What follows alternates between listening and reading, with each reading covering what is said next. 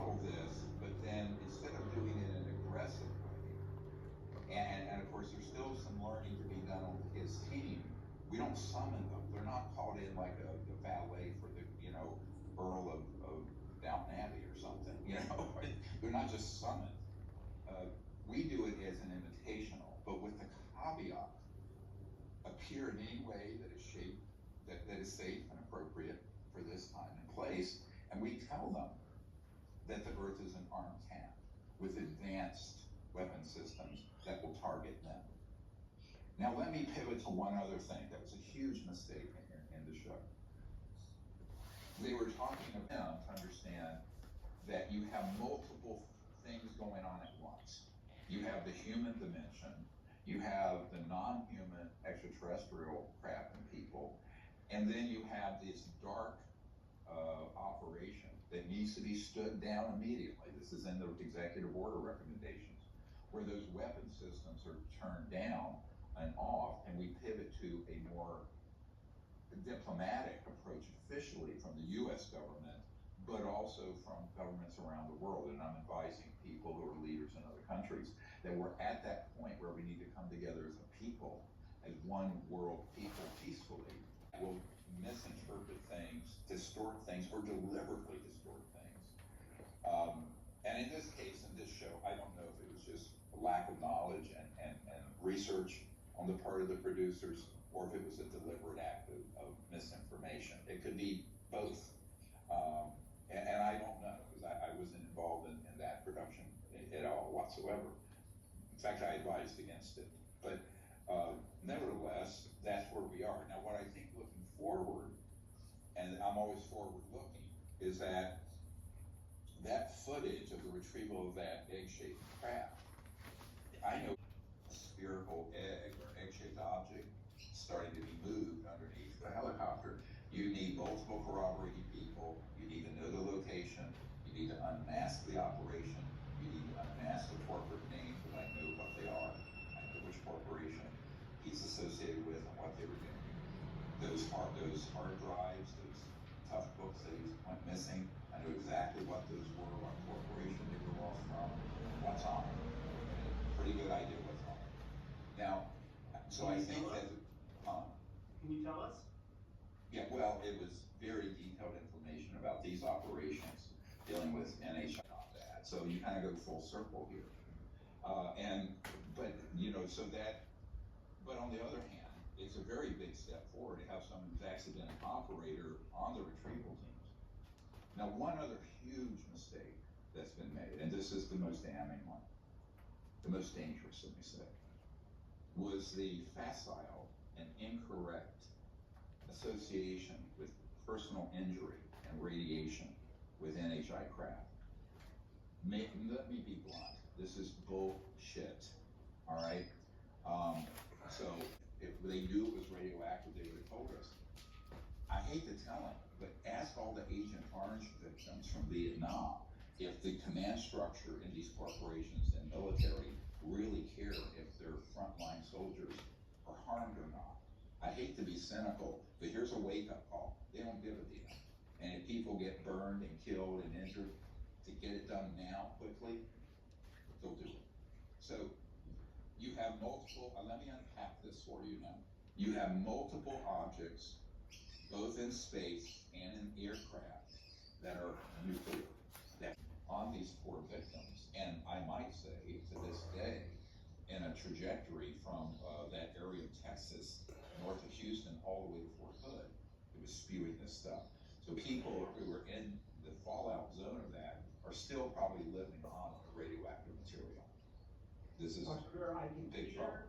I can hear the people on X right now saying, "Oh my God, Richard Doty, you're going to use Richard Doty as a source." So I want to put the question to you right now. Why use Richard Doty as a source? Well, look, he is a known disinformation person, but when we interviewed him, and you were there were certain things I knew enough about to get the correct answers from him. And I've heard that from other sources. He's not the only one. He's the only one that has said it on the record. So remember, for every person who says something like that on the record, I usually have 3, 5, 10 people have someone on the contract with CIA quote, academic research to prove that UAP contact events, these horrible injuries, when we have, and you had found, this document from John DeLay talking about how they were staging alien contact events by the CIA for their psychological warfare value about how harmful they were. So what's the agenda here? It's the agenda we exposed 30-some years ago, and that Carol Rosin said that Werner von Braun, who invented the rocket for Adolf Hitler, warned us of, and that they were going to try to create a specter of a threat from outer space. And the only way to do that is to falsely create evidence, or evidence that exists that the CIA and other operations have created, and then label it alien when it isn't. So they labeled the Cash Landrum thing alien when it was human error. They label many of the abductions as alien when it's been staged by covert programs. They label mutilations, alien mutilations, and they're not. We know who's doing it, we know how they're doing it. It has nothing to do with this beautiful planet. But if you're so crazy that you go to MAD, mutual assured destruction, which is our nuclear policy, one gets fired, they all get fired, and the whole world is gone, that we can intervene. Because we want peace and we want the civilization to continue. That's what they told me. Then you have someone, this Leslie Keane, come in, repackaged it, and went on a tour on CNN and everywhere else about the national security threat of the UFOs to our nuclear arsenal. Well, no. So you have you have these events, and you have the truth about what was behind them, and then you have the spinmeisters in the media who turn it into the alien invasion threat. This has been a 70-year plan.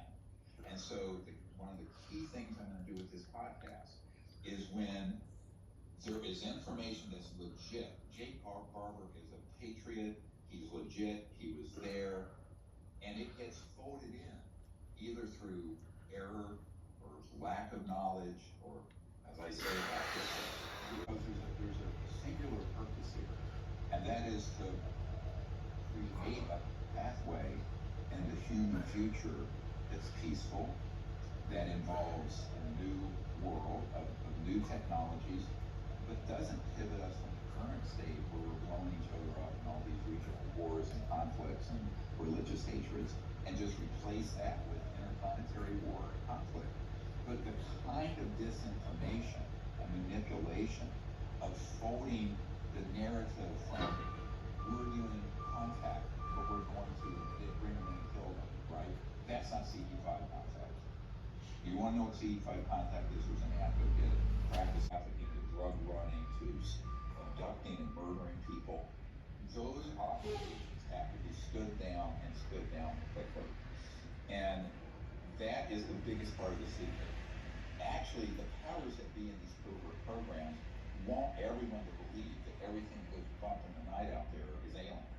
And it isn't. And that is part of the false flag. It is a key part of the deception, the grand deception.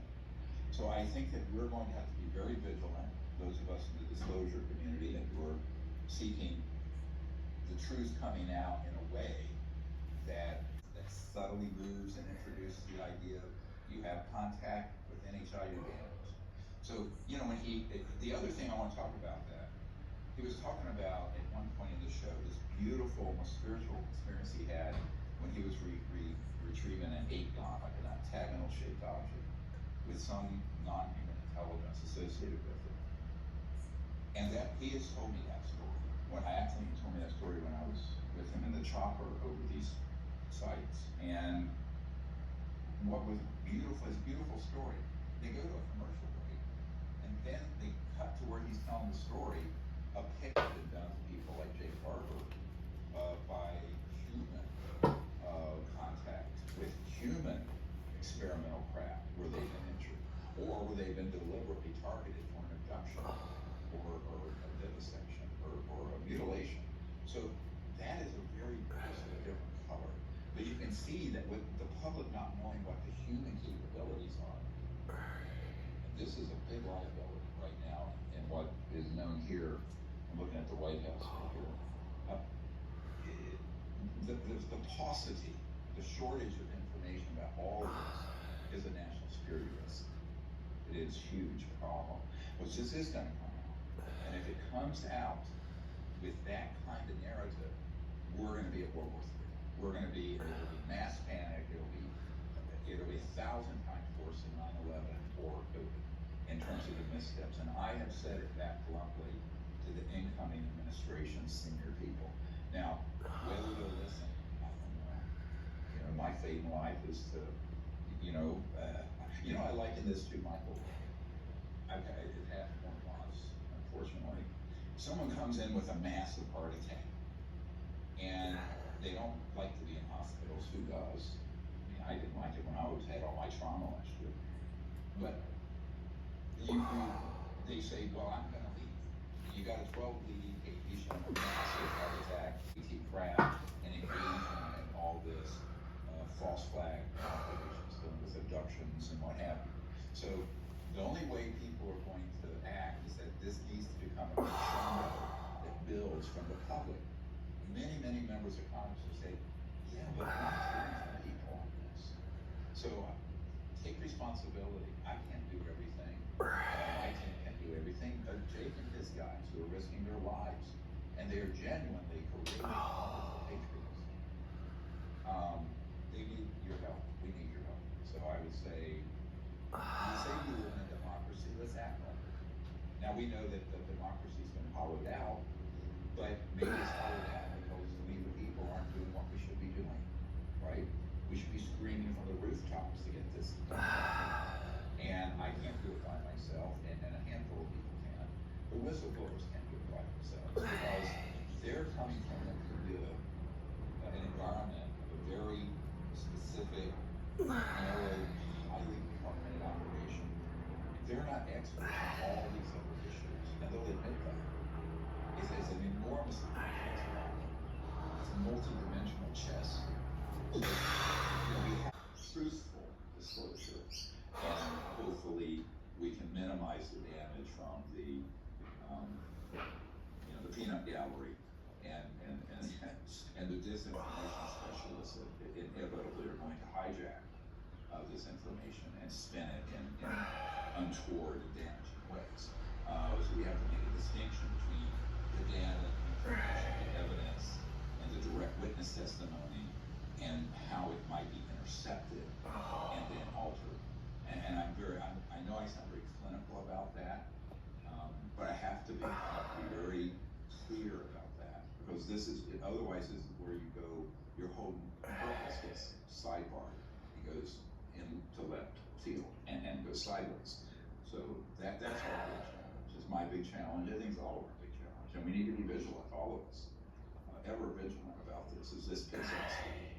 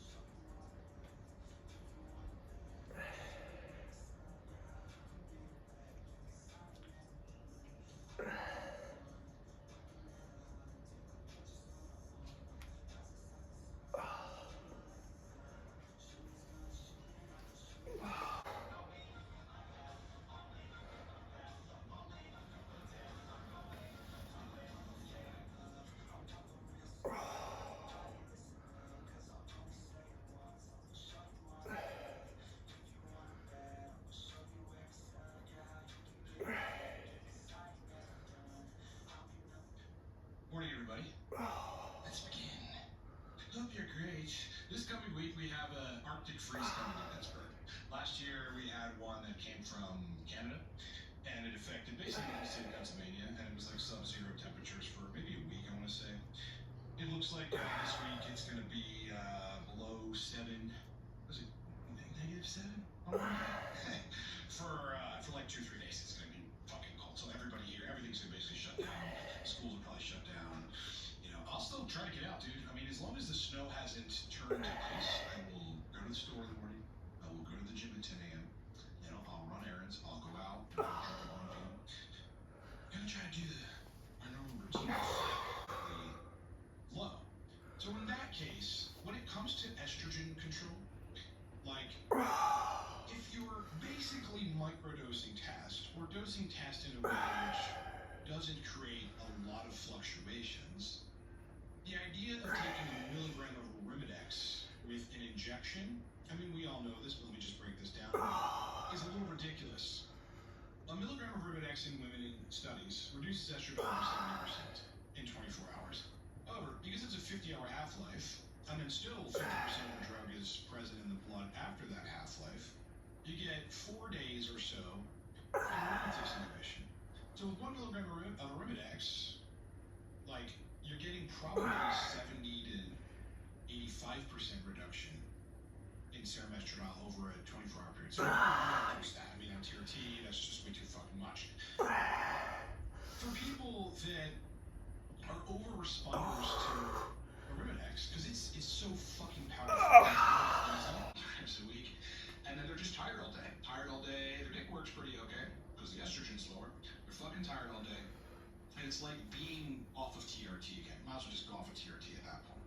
Something to think about. I just did a whole breakdown on it, where I discussed the methodology and how much Arimidex you should put in the vial, the dropper vial, with how much vodka or distilled water. Distilled water will actually work. You just have to shake it vigorously before you use it. And for those of you having trouble with AIs or trouble dialing in, it's always estrogen. And it's not just what you think. If you're at 30, you might need to stay at 30, but you also might need to prevent aromatization as your testosterone is peaking to some extent. Then you stay 25, 30, right? But the testosterone gets to do its job, not being inhibited by estradiol. Okay, let's quick talk about hybrid protocols. I've discussed this a lot, and I think they're really cool.